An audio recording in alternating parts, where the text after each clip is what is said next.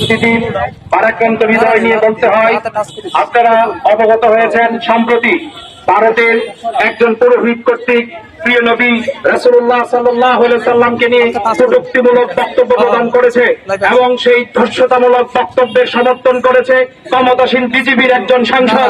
আমরা এই বাংলাদেশ থেকে হরিপুর উপজেলার এই শহীদ হারুন পার্কে দাঁড়িয়ে তীব্র প্রতিবাদ করছি।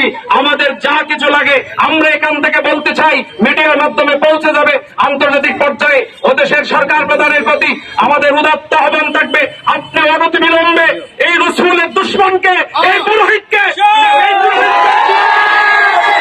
আপনার বিচারের আওতায় আনতে হবে এবং গুস্তাখে রাসূলের সর্বোচ্চ শাস্তি হচ্ছে ডেথ পেনাল্টি, মৃত্যুদণ্ড প্রকাশ্য দেওয়া হবে।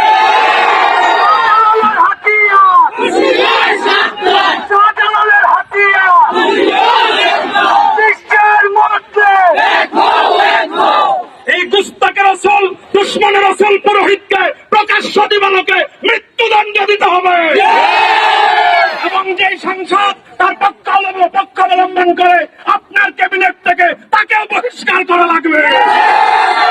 অনতিবিলম্বে আপনি এটার ব্যবস্থা গ্রহণ করুন। আমরা বাংলাদেশের মানুষ শুধু নয়, গোটা পৃথিবীর প্রায় 300 কোটি মুসলমানের রক্ত ঝরেছে হৃদয়ে। আমরা নবীজির জন্য জীবন দিতে পারি, কিন্তু আমাদের নবীকে কোনো আঘাত এবং কটূক্তিমূলক বক্তব্য কাউকে দিতে দিব না। বক্তব্য প্রতিরোধে সমস্ত মুসলমান ঐক্যের প্ল্যাটফর্মে আছে, থাকবে চিরকাল। নবীর জন্য জীবন দিতে রাজি আছে।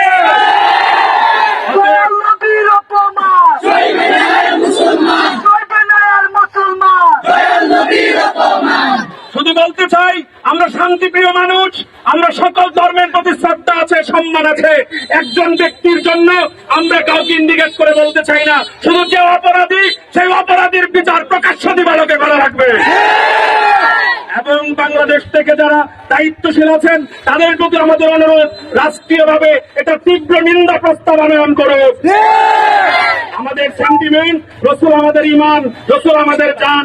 প্রিয় সংগ্রামী ভাইয়েরা, আর কথা বাড়াচ্ছি না, আবারও আশাবাদ ব্যক্ত করছি, ভবিষ্যতেও কোন গুস্তাখে রাসূল যেন আমার নবীর সম্মান নিয়ে এরকম ধর্ষতামূলক বক্তব্য দেওয়ার সাহস না পায়। এরকম একটি আইন আপনার দেশে আপনি তৈরি করুন।